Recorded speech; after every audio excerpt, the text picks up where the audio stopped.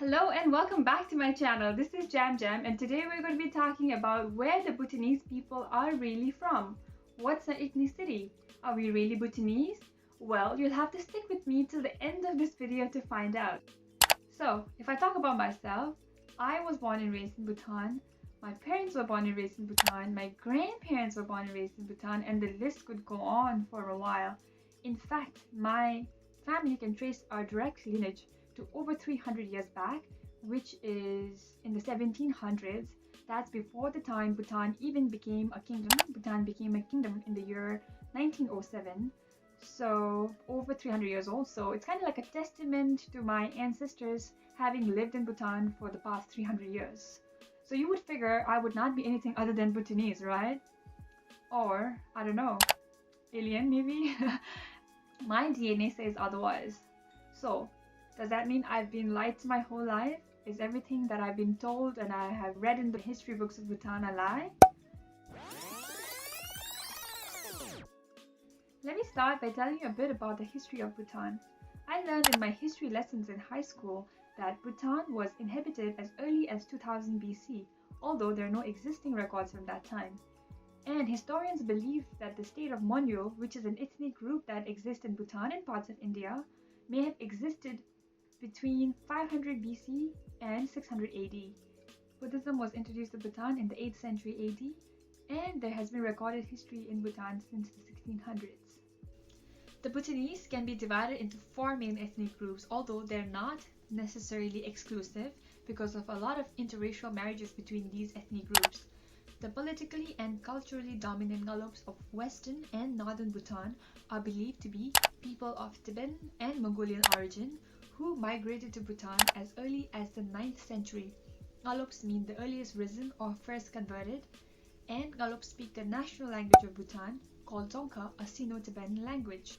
In my opinion, I think it makes a lot of sense that Ngalops are the descendants of Mongols and Tibetans because Bhutan was believed to have been influenced by the Yuan dynasty, with which it shares a lot of cultural and religious similarities, and Yuan dynasty was established by Kublai Khan, the leader of the vast Mongolian Empire and the grandson of the great Genghis Khan of Mongolia. The ethnic group of Sharchops, meaning the Easterners as their name aptly suggests, are from the eastern part of Bhutan. They are believed to have descended from a mixed ancestry of Tibetan, South Asian and Southeast Asian descendant, which is, I believe, the Burmese, Thai, Khmer ethnicity. They currently constitute the highest percentage of Bhutanese population. Most Sharchops also speak a Tibeto-Burmese language called Sangla. The third main ethnic group of Bhutan are the Lhotsampas, meaning the southerners. I guess Bhutanese people are not very creative when it comes to naming their ethnic groups. The Lhotsampas are generally classified as Hindus of Nepalese origin and they live in the southern parts of Bhutan. They also speak the Nepalese language and they're relatively smaller compared to the Ngalops and the Sharchops.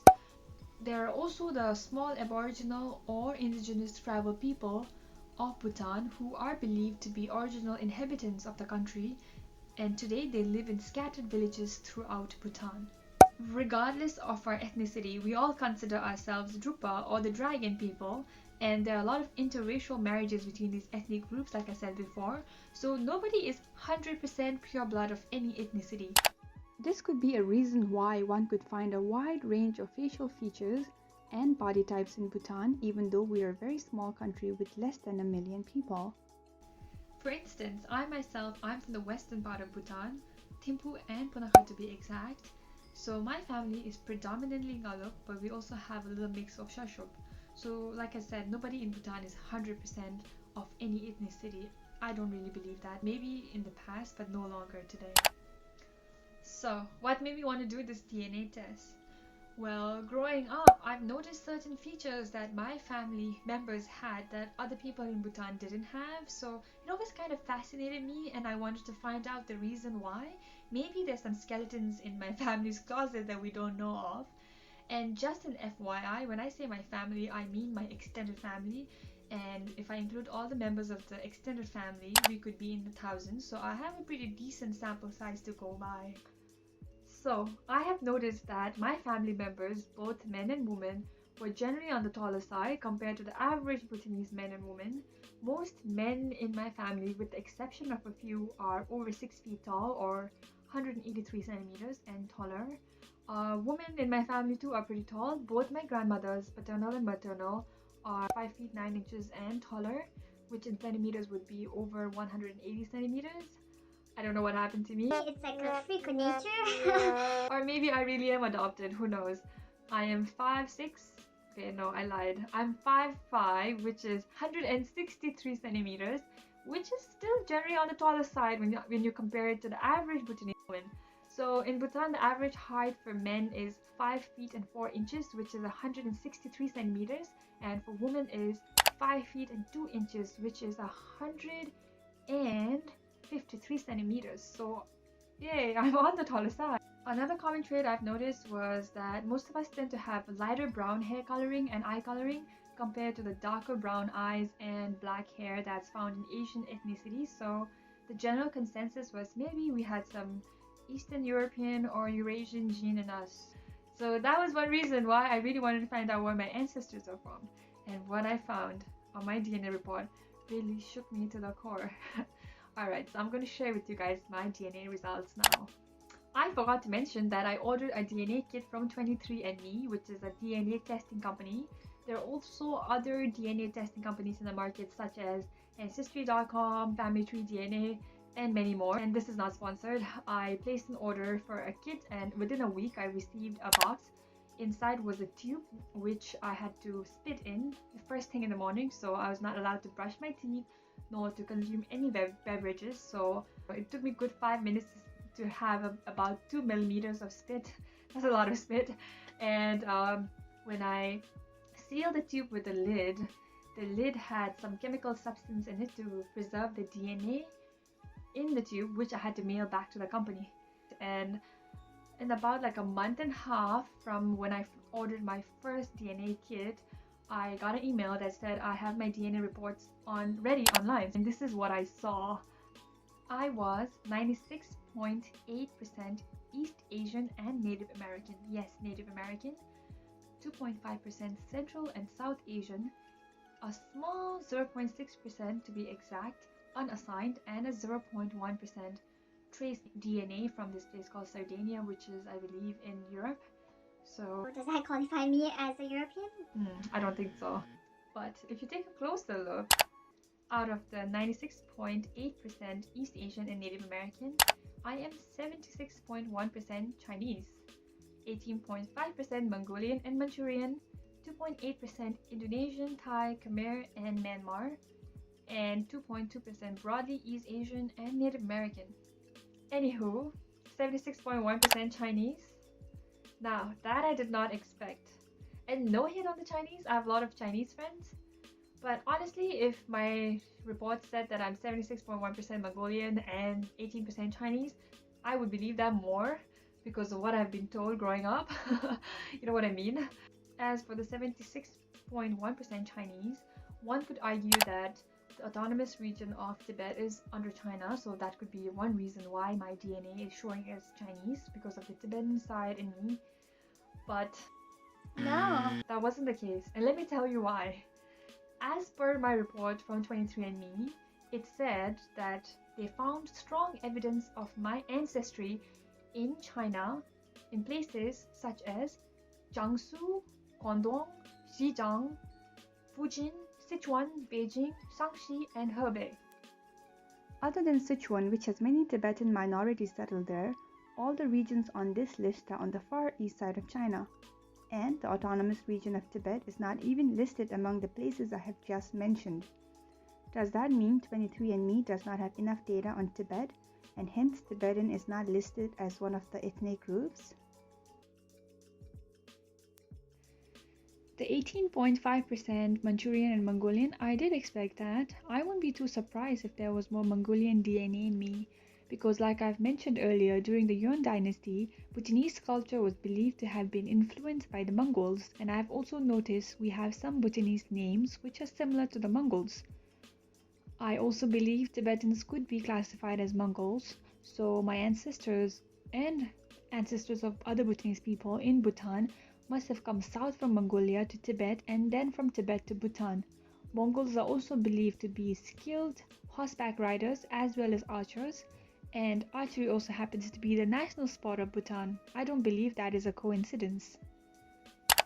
As for the 2.8% Indonesian, Thai, Khmer, and Myanmar, I guess it's on point because, like I said, I have a little bit of Sharchops or the Easterner ethnic blood in me, and that the people of Eastern Bhutan are believed to be descendants from this ethnic group. So I think that's totally correct.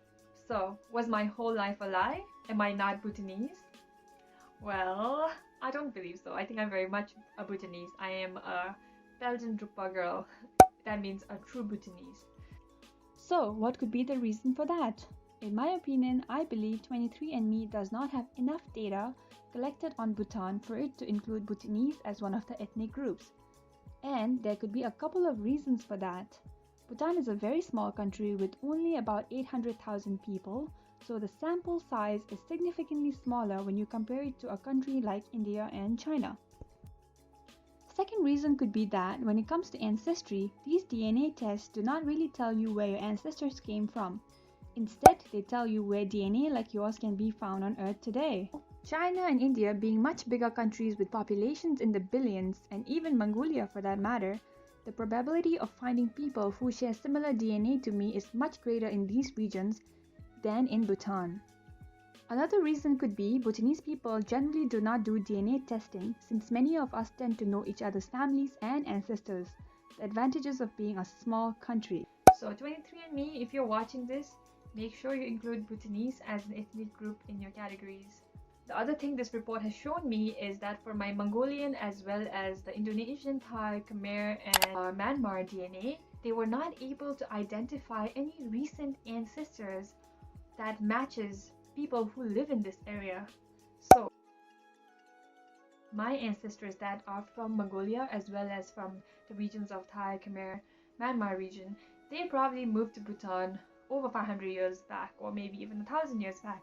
That's why 23andMe is not able to pinpoint any immediate ancestors or DNA matches of my ancestors living in these regions in the last 300 to 500 years. Or the fact about my ancestors being in Bhutan for the last 300 years is, I guess, true because the ancestors from those parts have been living in Bhutan for a really long time. The same was true for my DNA from Central and South Asia. 23andMe reports showed that they were not able to identify any of my ancestors living in these regions in the past 200 to 300 years. So maybe before that 500 years, 1000 years, my ancestors must have moved to Bhutan from these regions as well. So that definitely makes me a Bhutanese. So if you look at the report, the breakdown for the 2.5% Central and South Asian, it is listed that 2.4% is Central Asians, North Indian and Pakistani, and the rest 0.1% as broadly South Asian, Indian and Pakistani. I guess it's the same thing, but 23andMe tends to divide it into more specific regions, and something that they cannot divide into very specific regions, they name it broadly, so that's what they have done here. So that kind of ties in with my family's belief that one of our ancestors must be from the Eurasia, Central Asia region where Turkey, Kazakhstan, Afghanistan and all the other Thans are. So, but what's really surprising is such a small percentage of DNA is able to show such a strong physical feature hundreds of years down the line. Some of you who are watching this might think that my DNA could be a one-off case and doesn't represent the entire population of Bhutan, but I can assure you that wasn't the case. 23andMe database also showed other Bhutanese who had taken this test, and the composition of their DNA wasn't very different from mine. Most of them showed a varying degree of Mongolian, Chinese, and Indian. Some of the Bhutanese people even showed up as my distant DNA relation, and that really didn't come as a surprise to me because of how small Bhutan is and because we had many interracial marriages between the different ethnic groups like I mentioned earlier. So what is my conclusion? My conclusion is that it does make sense that I have a little bit of Chinese, not a lot, a little bit of Mongolian and a little bit of Indian in me because of where Bhutan is geographically located and the close proximity of the region to the Silk Route back in the day, so a mix is definitely expected. However, I think me not showing up as Bhutanese is because of the fact that Bhutan is not listed on the database of 23andMe, probably because of, like I said, how small our country is and they don't have enough sample size to go by. So in the future, if they ever decide to include Bhutan or Bhutanese as one of the ethnic groups, then I'm 100% sure that I'll show up as 80 or 90% Bhutanese. Lastly, when it comes to ancestry, DNA is very good at determining close family relations such as parents or siblings. So there are a lot of stories of close family members being united using ancestry.com or some kind of DNA test. And there's also like the people who have been adopted, they want to find their biological parents, so they take a DNA test and see if they can find their biological parents. So DNA makes sense in that a lot. However, when it comes to deeper family roots, these tests do not necessarily tell you where your ancestors are from. It can only tell you that people who have similar DNA as yours, where they live on Earth today. So people that share my DNA, that has similar DNA to me, they currently live, a lot of them live in China. And that is rightfully so, because there's a lot of people that share my DNA that live in Bhutan as well, but Bhutan only has a population of not even a million, about 800,000, whereas China has 1.4 billion, so the odds are stacked against us. We all have thousands of ancestors, and our family trees become matted webs as we go back in time, which means that before long our ancestors become everyone's ancestors. Mankind is fascinatingly closely related, and DNA will tell you little about your culture, history, and identity. I hope you found this video informative, and if you ever visit Bhutan, you won't be surprised by the different facial features of the Bhutanese people and the many dialects being spoken in the country. If you have any questions or comments, let me know in the comment section down below. This is your proud Bhutanese girl, or should I say Drukpa girl, signing off. See you guys in the new year.